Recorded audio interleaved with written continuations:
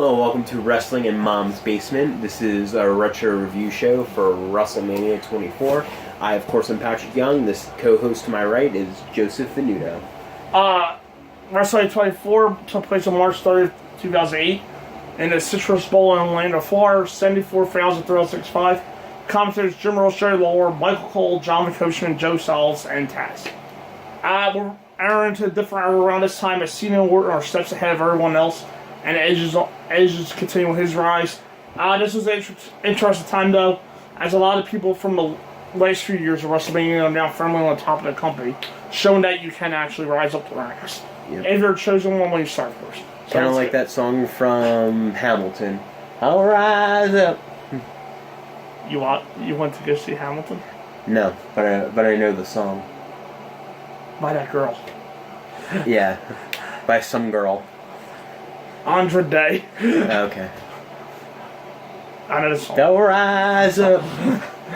We open with a military flyover, which takes advantage of the unique looking venue. John Legend says American Beautiful. There's a big camp here at the ring for a pretty cool look, and there are palm trees around the stadium for some atmosphere. Yeah. Taking a quote from Jericho, he said he went to a concert there before, and he thought the place was a shithole. He goes into WrestleMania and looks around, and he was like, wow, they really fixed this place up. Goes to a concert there later, and like, wow, it's back to a shithole again. So, all of what you see... And then he went back to WrestleMania there again, and wow, they really fixed it up. Yeah. Well, I think they actually did renovate the stadium itself. So yeah, everything that you see and the great looking look of and aesthetic feel of the Mania is actually all WWE.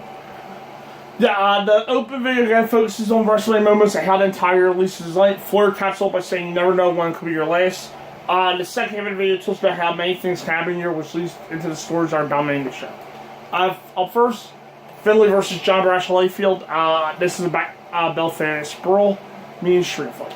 This is part of a long story where Hornswoggle was revealed to be Vince's illegitimate son, so Vince tortured him with a bunch of matches that he had no chance of winning. One such match was against Vince, but JBL, far slimmer, and pretended he can't time off due to his back injury. Yeah. Beat Hornswoggle within an inch of his leg instead. I don't know why, but it's funny when JBL beats up little people. It was then revealed that Finlay was Hornswoggle's father, to make this especially personal. Hornswoggle makes his big workwoman here return, and the fans are, well, it's hard to say given him, but the same is. They start brawling on the floor, and it's already time for some standard weapons. A string of trash can lid and cookie sheet shots put Finlay down, so JBL brings in some steps, only to have Finlay backdrop out of the power on time. JBL kicks him in the face and grabs a garbage can, only to have Hornswoggle him in the back with a candlestick to save his papa. The shillelagh to the head sends JBL outside in his table time. Finlay loads up on the corner, but JBL slaps Hornswoggle, knocking him out cold. This was a good example of the weird way they treat Hornswoggle, as he seemed to be a kid at times, despite having a beard and being in his early 20s. Yes. Finlay beats JBL up for the son abuse and loads up the suicide dive, only to go head first into the trash can lid. To be fair, that dive was going to be a foot short anyway.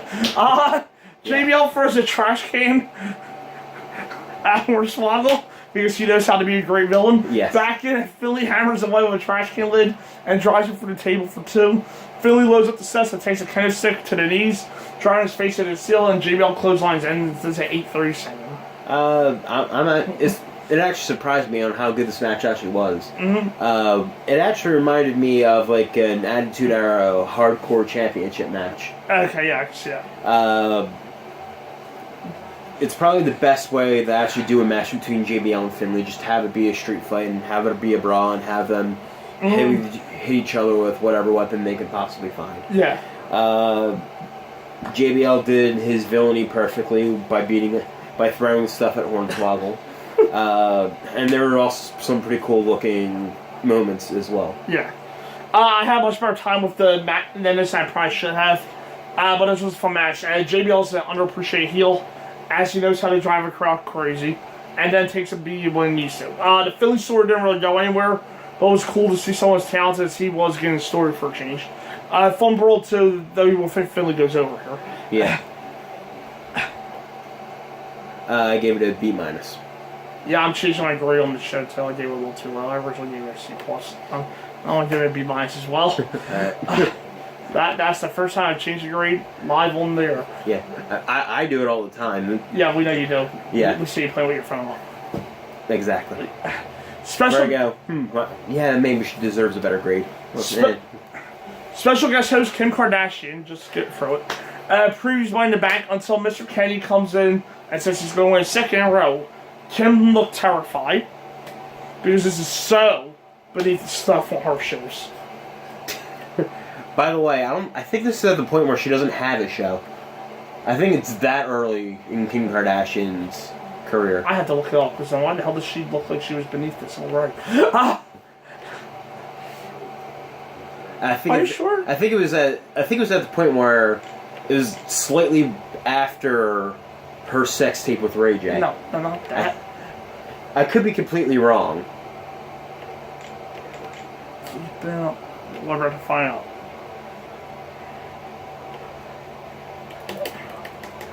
October 14th, 2007.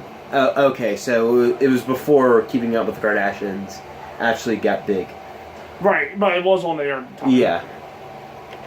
And I guess she put on a good enough fake smile. John Morrison versus Carlito versus Shawn Benjamin versus CM Punk versus Mr. Kenny versus MVP versus Trish Stratus. Money in the Bank, Morrison is Mrs. Partner and the SmackDown Titan and the SmackDown Titan champions.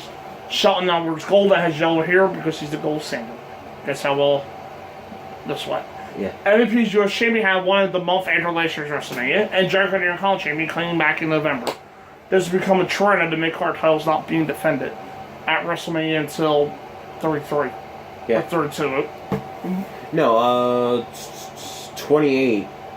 Cody defended it against Big Show. Who's the US champion? Alright, you got me there. 29. I think it was Santino, it might have been. Yeah, he was in that tag. Yeah. Yeah, so this is like 30 or 31 maybe. 31.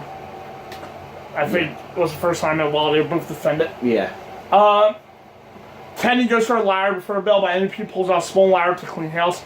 Jericho knocks it down with a regular one, so Morrison picks up the small ladder first, and Jericho to take over. And in an awesome spot, Morrison takes the small ladder to the top and moonsaults down to 4 people. And a huge crash. Kenny goes up, but Morrison rises another ladder out of the corner to lay on the one in the middle. Kenny loads up a superplex to Morrison, but Shelton dives over the ladder to add a sunset bomb for a huge crash. Back up, and Shelton tries to springboard onto the same ladder, but it topples over. Leaving Punk to take Benjamin out with the GTS. Carlito has to deal with people taking out on his knee with another ladder. That's a smart move that most people don't think of for some reason. Taking out the knee. Yeah. And ladder. Benjamin's back up with a spin wheel kick to drop Carlito, but Kenny and Carlito shove the ladder over, knocking Shelton through a ladder that was bruised between the apron and barricade, like Edge last year, or around WrestleMania 23. Yeah. Morrison and Jericho go up, and John gets caught in the walls on top of the ladder. Kenny, Jericho, and Punk climb at the same time, but Carlito springboards onto the ladder as well. Not as high as Shelton got late at the year. What year did Shelton springboard onto the ladder? 21. Yeah. But it still looked good. Kenny pulls Punk down, and Carlito gives Jericho a huge backstabber to leave everyone down. MVP's left all alone, but Matt Hardy makes his return for the crowd. Takes down with a twist of fate with the ladder. Morris is put in the corner, and the ladder's bridged over him, followed by the top of another ladder, being wedged into the bottom rung of the first ladder, making a V shape. Morris shoves the V forward.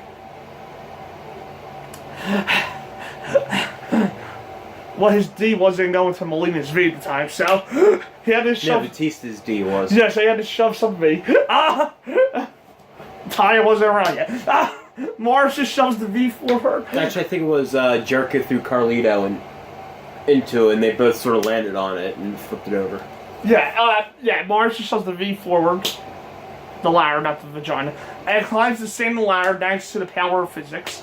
But the ladders are shoved down a few seconds later. Carlito goes up and spits that apple in Jericho's face, only to get pushed into the non-ladder corners. Punk back in with the low ladder, but Jericho takes down the code breaker onto the ladder. Punk is back up and hurrying both guys climb on that Punk trip Jericho. Tie him into the rungs of the ladder and allow Punk to win at 13:54. I think this is probably one of my favorite Money in the Bank ladder matches at WrestleMania. Mm-hmm. I just thought all the spots are very creative. Morrison literally running up a ladder that's literally just being held up at the bottom by another ladder. Right. I also always cringe when Shelton does the senton off the ladder. Yeah. Off the ladder, right? For some reason, I always cringe at that spot. And there are other cool things like Morrison doing the moonsault. Morrison actually did a lot of really cool stuff. Yeah.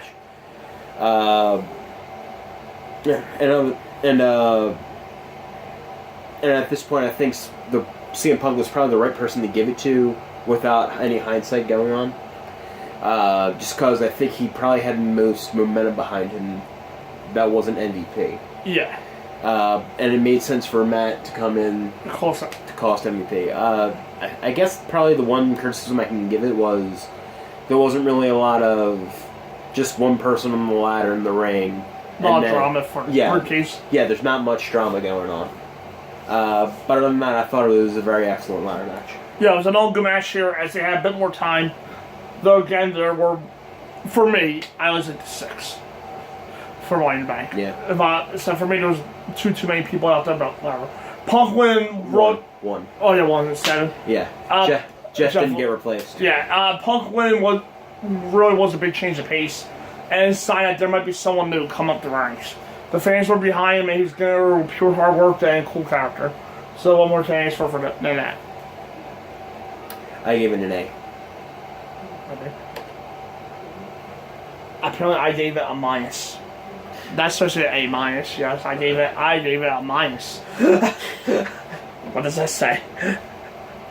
Minus. A-. There you go. That's what that was.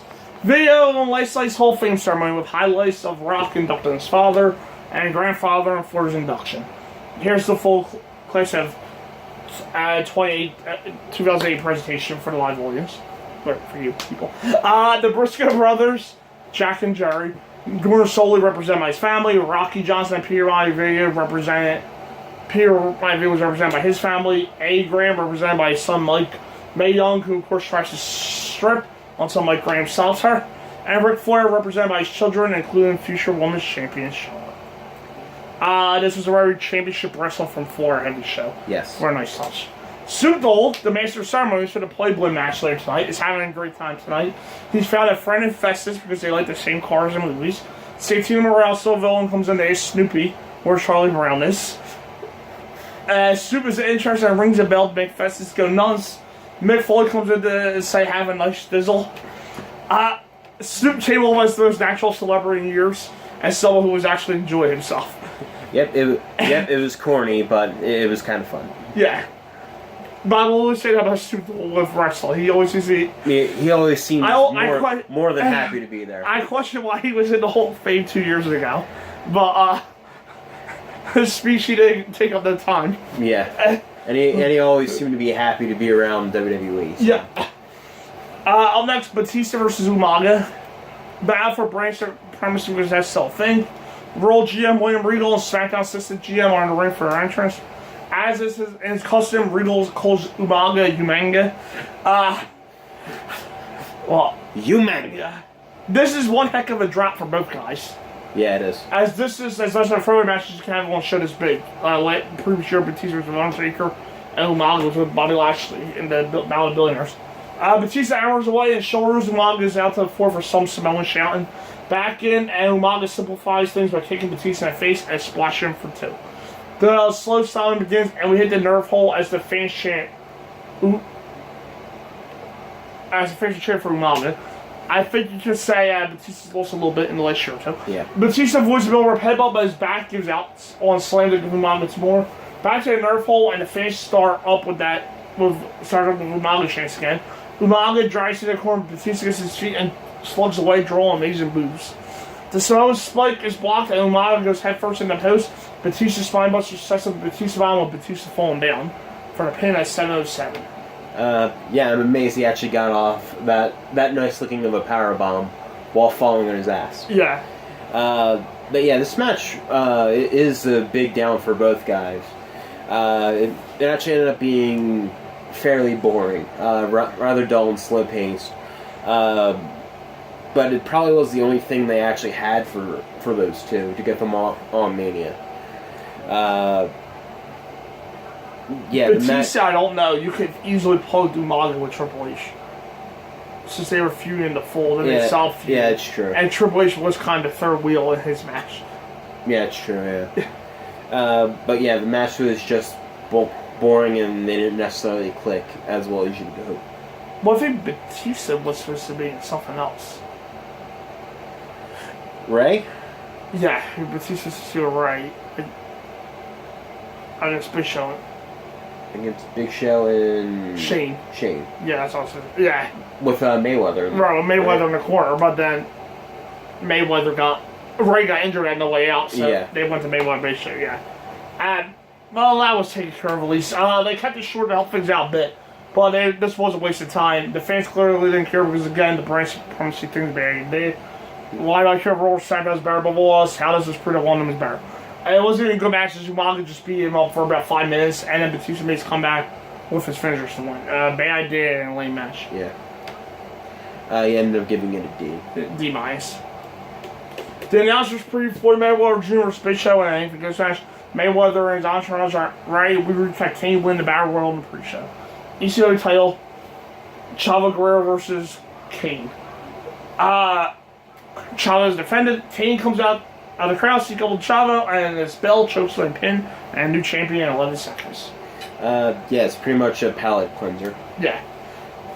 Here's the vignette of Maria and Carlito at dinner. A seagull attacks them and is probably beaten to death. Maria's disgusted, as you would expect, and this is a commercial for the show we're already watching. So, okay then. Actress Raven Simone is here for Minkless. She gets in the ring, shouts about the kids here really loudly, and then leaves. Remember how common laid-back Snoop Dogg was? That's not what happened here. Nope. Not one bit. Better than Kim Kardashian, but still, that's not what happened here. It's better than Kim Kardashian mumbling through her stuff, yes. We recap Shawn Michaels versus Ric Flair. Shawn announced Rick as the first member of the Hall of Fame class 2008, and Rick Johnson for a career in the match. If Flair can't beat Shawn, he doesn't want to keep going. Shawn said he was bringing Flair his best, but cool Flair old yeller. That wasn't cool for, though this is 95% about respect. Like I said, pretty much everyone knows what's happening here, and there isn't much effort to hide it. The video turns into a career highlight package on Flair, which is always cool to see. And Rick is expressed game plan for tonight. Flair game plan to beat a man. Rick Flair versus Shawn Michaels. First career is online. Shawn reaches out for his hands, and Rick pulls them away and slicks back his hair for the straw. We're in for a great hit smash here, and that's all it needs to be. They trade hammerlock start until both guys go to the mat. Back up and hit toss and noise Shawn, so Flair shoves him and shouts old yeller, huh? That earns him a slap to the face and bloody lip as soon as it gets a bit rougher. Shawn stomps the charge and with a race boot in the corner on to get slammed up the top. Rick goes up top and actually hits the crossbody, and Lawler shouts it worked. Once every 25 years is fine. The third floor is broken up and Flair's kicked to the floor onto the side step out. Outside moonsault sends Shawn's ribs first onto the edge of the table. That looked pretty rough. Yeah, that landed made me cringe and did legitimately crack Shawn's ribs. Oh, really? Yeah. Damn. You couldn't tell? What, you think Shawn's a good seller? Yeah. No, but he ended up working later with him anyway, so. Billy the Back is Super 4, and JR points out that Charles Robinson, a lifelong Florida Magnet fan, cold old age back in WCW, is refereeing. What a thrill that must be for him. Flair gets two more off of a butterfly suplex, while Shawn grabs a swinging neck breaker to get a breather. They go back to the floor, and Shawn, ever the crazy one, actually tries to moonsault to the floor, which only bangs up his ribs even more. Back in, and the ribs give out again, but Shawn goes on top for the elbow anyway. The band is tuned up, but Shawn can't do it. Allowing Flair to sweep the legs and pulling the figure forward to one of the best reactions of the night. The whole hold is reversed and broken, so Shawn gets two off of a sunset flip. It's time to get into Flair's wheelhouse. With a chop block, and now we get the long figure four. Rick blocks counter attempt, but Shawn's on the rope soon. A super kick out of nowhere. Just two, and Shawn doesn't think he can bring himself to do it again. Flair blocks one super kick with a low blow, but Shawn comes right back with reverse their four roll things. Flair makes the ropes again, but pokes Shawn in the eye just in case. They chop out from their knees until Shawn scores with a super kick out of nowhere. No cover goes, they both very slowly get up. Flair puts up his fist and it says, "Come on." Send the line of "I'm sorry, I love you," before the third sweet shimmies against Flair's career in 2025. Yeah, this is definitely the most memorable part of the show. This moment will probably be remembered long more than anything else. And the match is exactly what it needed to be. If you took the moment away, if you put it just in a vacuum by itself, it probably would be at a considerably lower grade. But with wrestling, you always have to treat something for the moment itself. So, in essence, it's kind of like Andre and Hogan, just much better wrestled. Where the moment's gonna stick with you, and it's literally a perfect moment. Yeah, it's really tough one grade as well as full of emotion. I don't want to say it's really not that great. You can tell Flair's past his prime though. Yeah. Not Sean. You can tell Flair's. Oh yeah. The ending being obvious, and both guys respecting each other made this more of a countdown to the big super kick to end it. It's definitely good though, and the ending was as close to perfect as you could get. And then this led to a tear-jerking retirement. Well, let me do the grade first. I gave it an A+. A+. Yeah, if it wasn't for the moment, it'd probably be like a B something. I mean, we're not saying it's a bad match. Oh yeah. if it's in a vacuum, yeah, it probably would be a B something. Yeah. But you have to account stuff like moments into this, and the ending of a almost 40-year career for Ric Flair is one of those big moments. And to this day, it is the last match he ever wrestled. Until TNA. He wants this to be the last match. Who are we to argue? This, of course, led to the tear-jerking retirement ceremony. The next night. After, yeah. Which was worth every bit of this match. And finally, this was going to close the show. But first, absolutely not, because the show should be about the world title. It's really cool to see someone do something selfless like that, because this is a far more emotional moment than, no offense to the other 5 guys, at either of those matches. And his retirement match jerked the curtain for his world heavyweight title. Yeah, for his big gold belt. Flair was way past being past his prime, so this was about as good as it was going to. It was sad. That's part sad about fact of life, but still though, is that still actually around. Flair just a big emotional send-off with nothing from the announcers, a trait that needs to be relearned today. Walks up the ramp and takes one last bow. SmackDown World Champion Edge told us about being in the crowd WrestleMania 6, where his hero Hulk Hogan was. That loss took away his innocence. So now we know what made him the radar superstar. It wasn't Leah. But tonight he can't. It's Hulk Hogan losing to Ultimate Warrior. But tonight he can't wait to take away the innocence of all Undertaker fans when he takes out their hero. Here are some fireworks to bring the fans back to life. Beth Phoenix and Melina versus Maria and Ashley. Yep, they should have continued the fireworks. Wow, now we're just disrespecting Beth Phoenix and Melina. Look who they have to wrestle. Beth Phoenix and Melina for the women's title. Beth Phoenix and Melina have to wrestle Beth Phoenix and Melina. Well, Beth versus Melina will then go for the women's title. But they're not wrestling each other. Well, Marie's not bad. Ashley. No, Marie's bad. Ashley's much worse. This is the Playboy Lumberjill match. Marie was a newcomer girl. With Snoop Dogg guys, I guess you would say host.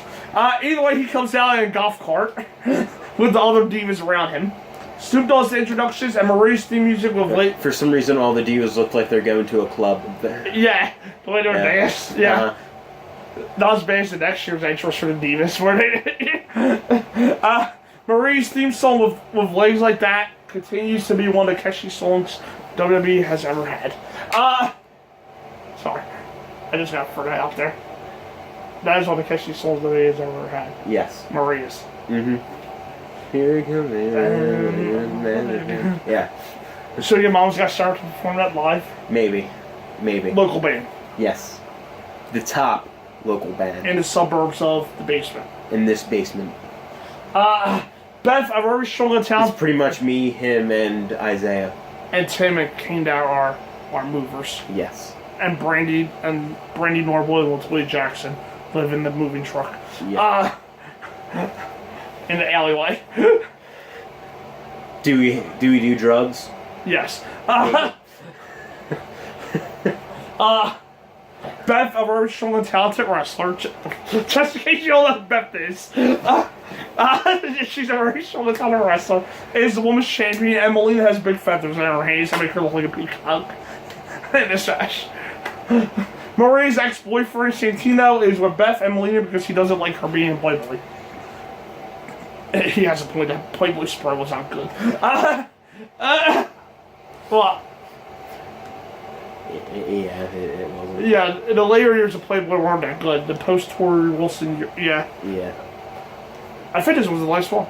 Yeah. Right? Mm-hmm. That's fine. I think they wanted to do Kelly next, but she said no. That's amazing. Yeah.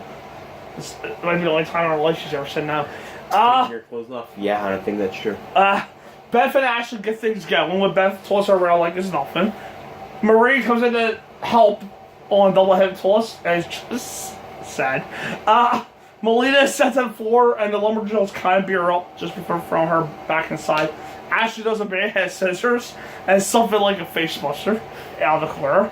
Melina sends her to the floor for beating his ult to Beth for a beer hug.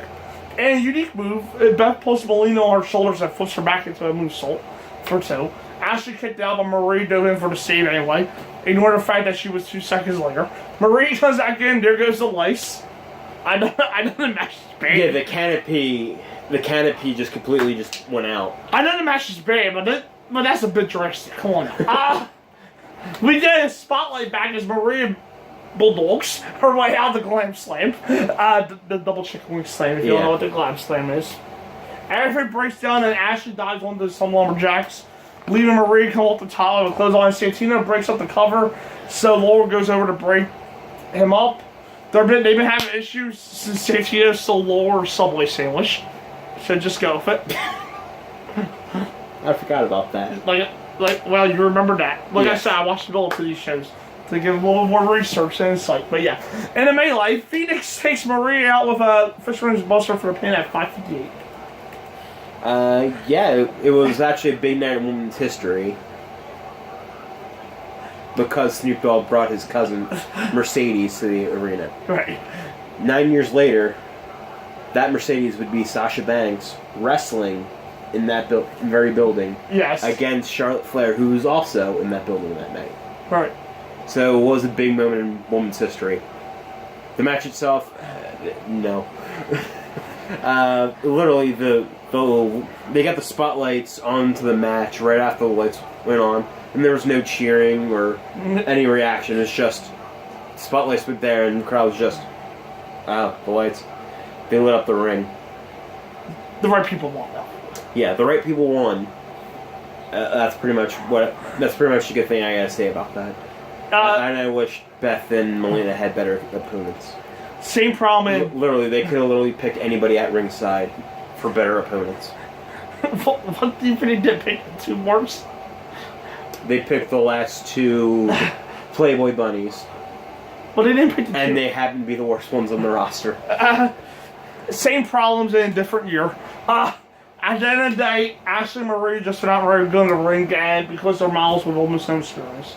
The match did its job of calming the fans down, while the fans were still emotional, and gave a lot of them good-looking women to stare at. So it worked on that end. Kind of the same idea what they did for the end of the streak. Yeah. But the woman weren't as good-looking. But good grief, the match was bad. I gave it an F. I had a D-, but I'm going to give it an F. So you're pulling a me. Yeah, that D- was tied with Batista and Umaga, that's why. So, post-that, Santino goes after Marie, but Snoop makes a save and kisses Marie. Because you know she's just going to easily kiss anybody. We recap the Royal World title match. Orton is defending. Triple H earned a title shot at Elimination Chamber, as Cena returned way early from an injury to win the 2008 Royal Rumble. Cena lost the title shot no way out 2008, but beat Orton in a match on Raw to get another shot. Up next, part 2 of the WrestleMania 24 review. See you then.